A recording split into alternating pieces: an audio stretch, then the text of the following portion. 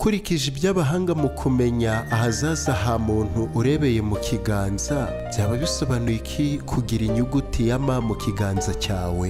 Hirya y'imirongo yose igaragara mu kiganza hagati harimo imirongo 4 yabyimbye kandi miremire kuruta indi yose. Rimwe na rimwe ishobora kuba n'imirongo 3. Abahanga bakunze kuyita umutima, ubuzima, iherezo hamwe n'umurongo ngenderwaho w'ubuzima. Dore ibintu by'ingenzi biranga abantu bafite inyuguti ya M mu kiganza cyabo. Icya mbere ni ubushishozi. Muri bo ubuzima ubwo ari bwo bwose barimo ntibuhagarika urwego rw'ubushishozi bwabo bwo kureba kure, buri kintu cyose bacyitaho. Icyiza baragikomeza.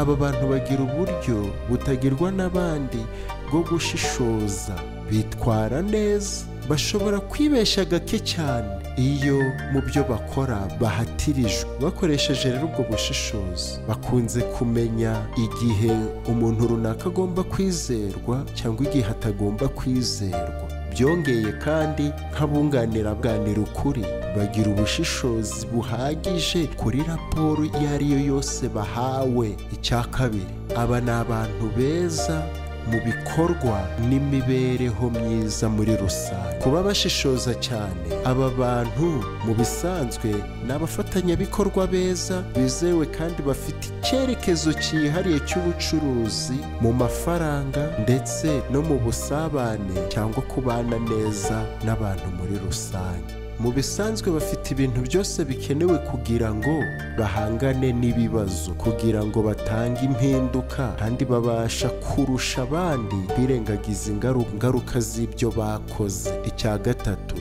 guteganyiriza ahazaza. Inyuguti ya M mu kiganza y'ubwayo ivuga icyerekezo cyangwa yerekana neza ejo hazaza. Imyizerere yakunzwe na benshi ariyo myizerere ya gikirisitu, ndetse n'imyinshi mu myizerere itari ya gikirisitu, yerekana ko n'intumwa zari zifite iki kimenyetso nk'ikimenyetso cy'uko bashikamye kandi bashishikajwe no gukurikira ukuri. Muri make rero nshuti yanjye, muvandimwe, niba ufite mu kiganza iyi nyuguti ya M, ugomba kumva ko uri umuntu udasanzwe.